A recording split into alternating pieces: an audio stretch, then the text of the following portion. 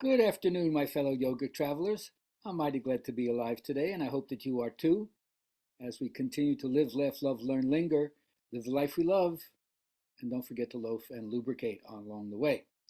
Uh, my internet was down this morning, so I couldn't do my Dharma rants, my little morning sermonette. I know some of you are used to having a few minutes like that, but we're going to continue on this afternoon since this is the end of the week and it's time for a PowerPoint presentation.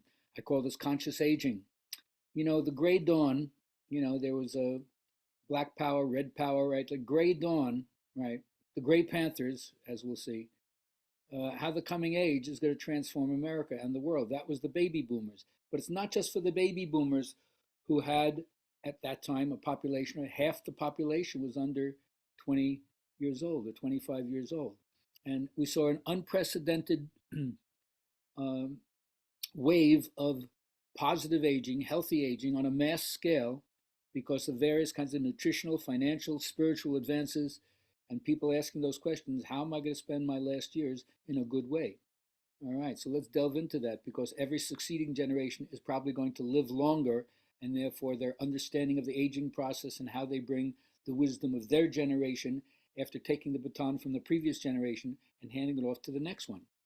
And so the first thing is, don't be in denial of your death. It's the denial of death that is partially responsible for people living empty, purposeless lives. When you live as if you live forever, it becomes too easy to postpone the things you know that you must do. Elizabeth Kubler-Ross kind of single-handedly brought death out of the closet in terms of conversation. So the Denial of Death by Ernst Becker would be another one I would suggest everyone to look into, because energies bound up in the denial of death keep the pressure cooker lid on, and then it leaches the vitality out of everything else because you're trying to hold that down instead of letting it come out. So this leads you to what the earth needs now, and this is of course never just a one thing reductionistic, but added to all the things we need: ritual power of the elder, a mature perspective, a seasoned intelligence and creativity that has spiritual vision and doesn't have the bottom line of capitalism as the ultimate way of deciding what really is effective and what works. The elders for the good of the people, the unity of their clan, tribe, and eventually the species. But what benefits the most and offends and stings the least.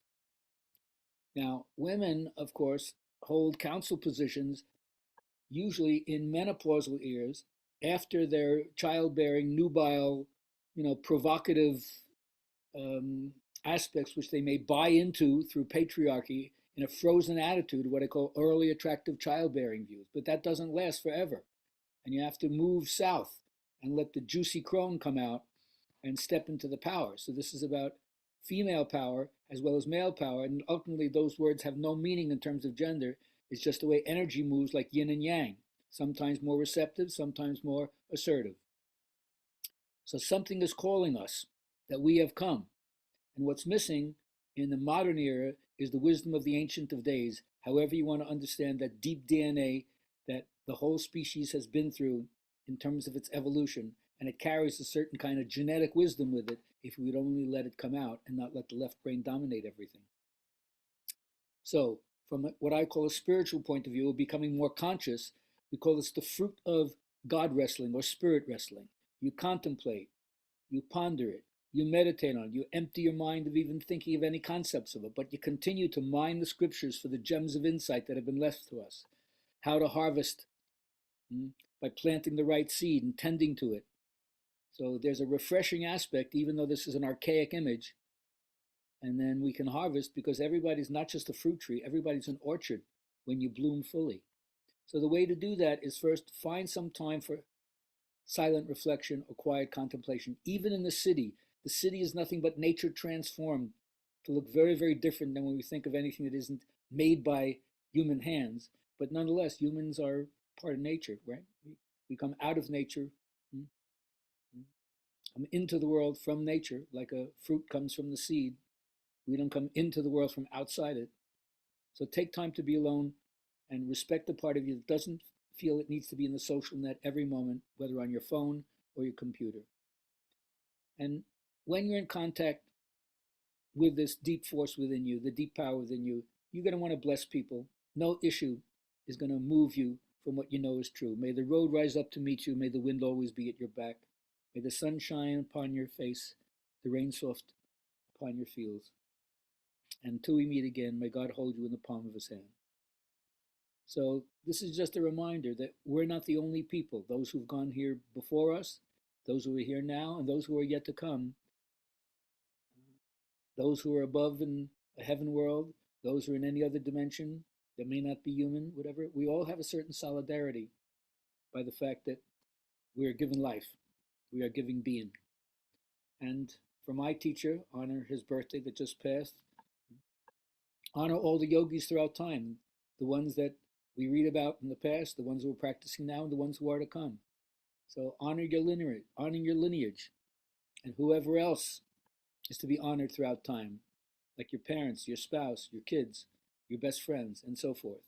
Keep that gratitude going. And then every elder has a sacred technology. Every elder has something within them that helps the holy sparks to be redeemed. That each one of us is a kind of cell in the global brain, and we use our technology to bless and liberate people. So that's what you find out when you study to be a ritual elder. You pass on the tradition, and you realize the unused capital, of the unlived life. So the issues are in the tissues. Get body work done. Go to psychotherapy if it's emotions that are blocking you, and then find out through your own spiritual vision what is the path of service that you're going to involve yourself in the rest of your life, in the ongoing aspect of your life. That's the critical mass of the next step. Yeah, you got the vision, you understand, so now you do your dharma, right? You live your life according to that. You're like a ripened fruit, and now you're ready to offer yourself, okay, with the tree of your own knowledge. And you harvest your whole life experience now, and you become one of the missing pieces of the wholeness. Can't happen without you, and your part is important. And here's 3 of the ideas that I have. You visualize yourself as a little kid when you were free and had a moment of total exuberance, non-self-consciousness, effortless being, and you look in your eyes and you see what the miracle is. Well, let them look into your eyes. Remember yourself as a little child, right? And what does it have to say to you? Then you perceive yourself when you're in your A game in your middle age. Maybe you're not there yet, so project ahead of what it'll look like when you get there. Maybe you're beyond it, what it was like when you were there. Don't say you were never there. You just need to have a conversation with me, and I'll show you what you're missing in terms of acknowledging. But visualize yourself in your prime. Look into each eyes. What does that have to say to you? And then one more time, visual yourself as the inner elder, 55, 65. Look into their eyes. What do they have to show you? And of course, there's aging, there's deterioration, there's sickness. I'm not always painting it to be as pretty as this, but right now, in terms of virtual reality, bring that into it. Bring the positive into it. All right? And then merge the 3 into one. The vision of conscious aging. You have your inner child, your inner teen, your inner young person, your prime, in your A game, and then your inner elder. And remember, you can't be human alone. Getting it together can't be done alone, but together. So when you're together, you recognize that the suffering of one person or one nation is the suffering of humanity. It's a pretty important message considering what's going on in the world right now. So it's easy to connect to other people through the broken heart. Very few people deny their pain as being real. It's the one thing that we can relate to through each other. Basic Buddhism, component of suffering and birth, aging, sickness, and death. So let go of the judgment game, the blame game, by recognizing the humanity and how people are bearing their suffering. Then listen to people's life stories. Be a Studs Terkel. Right? Uplift those stories into the hard drive of the planet, because there's a lot of riches to be deposited there just by listening to what people have gone through. Whether they articulate it beautifully or not, their life story is amazing. It's like StoryCorps in New York. Random, anybody off the street, take them, listen to what they got to say. It's amazing what they've been through, even though they're a nobody. So part of this is going back into your shadow, reclaiming the past, doing a conscious life review, and realizing that so many pearls of wisdom and depth are there in the door that says verboten, do not look here again. But of course, if you're seasoned in your intelligence, you're wise with all you've gained along the way, especially from the losses. So this is the way to reframe and recontextualize any painful experiences that gave you past discomfort or trauma.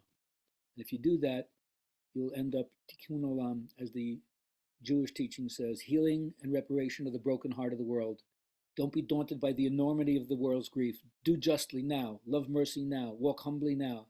You are not obligated to complete the work, but neither are you free to abandon it.